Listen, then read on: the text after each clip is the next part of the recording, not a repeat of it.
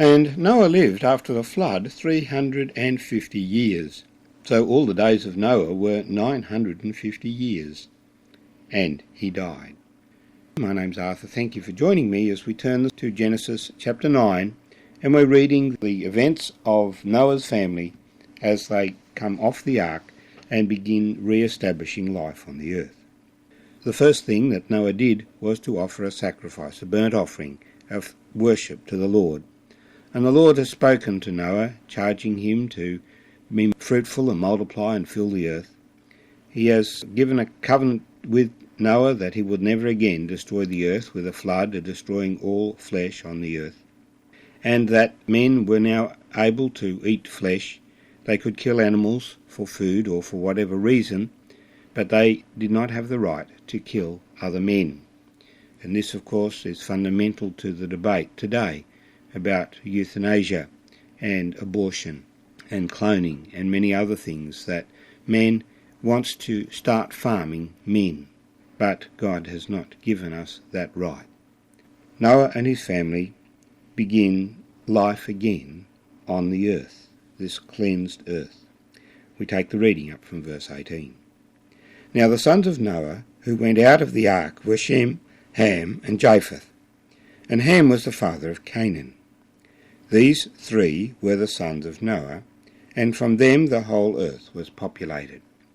And Noah began to be a farmer, and he planted a vineyard. Then he drank of the wine and was drunk, and became uncovered in his tent. And Ham, the father of Canaan, saw the nakedness of his father, and told his two brothers outside. But Shem and Japheth took a garment, laid it on both their shoulders, and went backward, and covered the nakedness of their father. Their faces were turned away, and they did not see their father's nakedness. So Noah awoke from his wine, and he knew what his younger son had done to him. Then he said, Cursed be Canaan, a servant of servants he shall be to his brethren. And he said, Blessed be the Lord, the God of Shem, and may Canaan be his servant.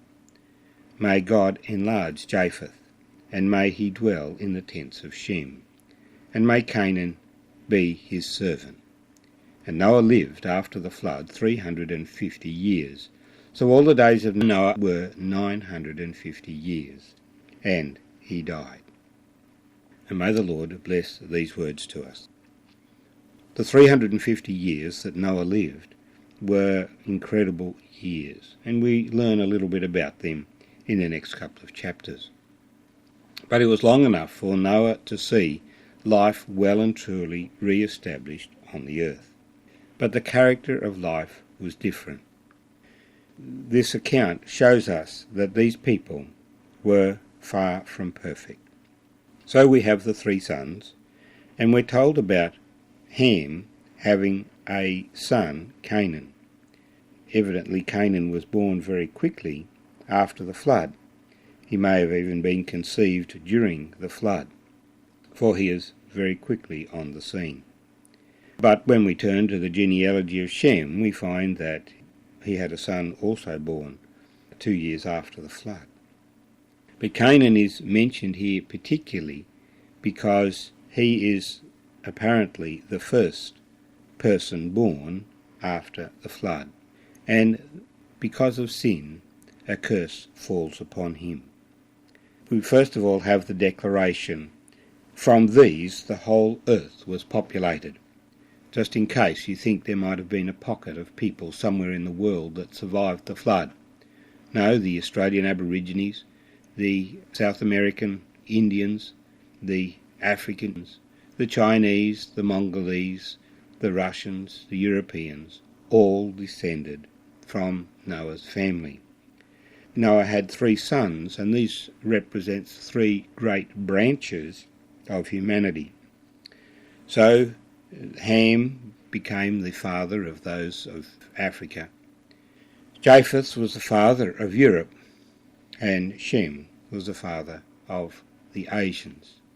And these 3 great groups arose from these 3 sons. Well, Noah started farming. He planted a vineyard, collected some grapes and produced wine, and became drunk. Drunkenness is a sin that has caused trouble for men right through from Noah's time to the present time.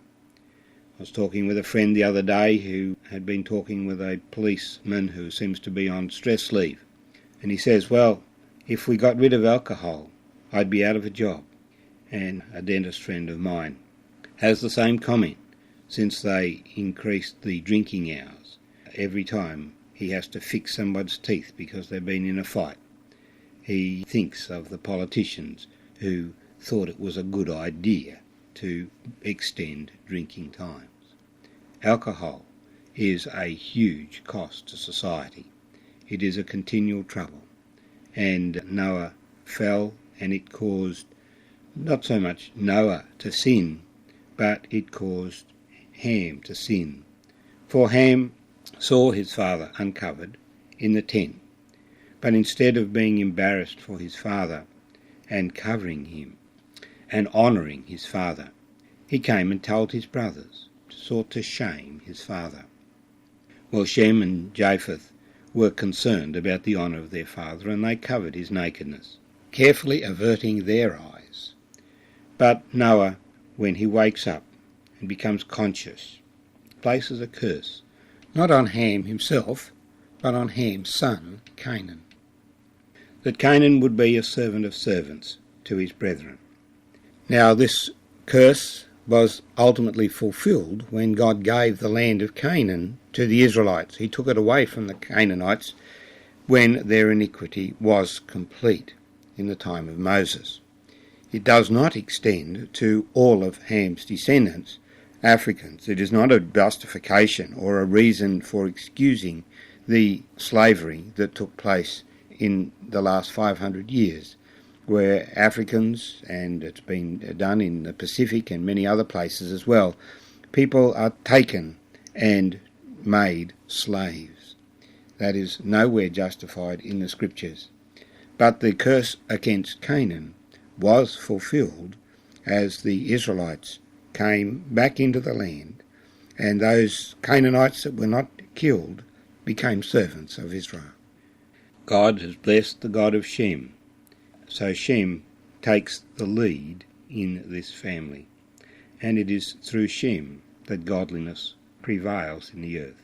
Abraham and the Israelites are descendant of Shem, and Japheth would dwell in the tents of Shem, so that there would be blessings for Japheth as well, because of their cooperation together.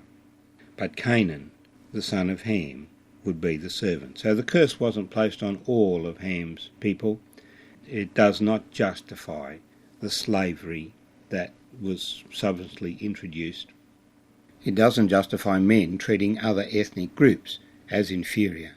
They are not. They are all made in the image of God. But what it does indicate is that there are consequences of sin, and we usually don't appreciate what they are, but they will flow through. Noah saw the earth populated, and Noah lived until the time of Abraham.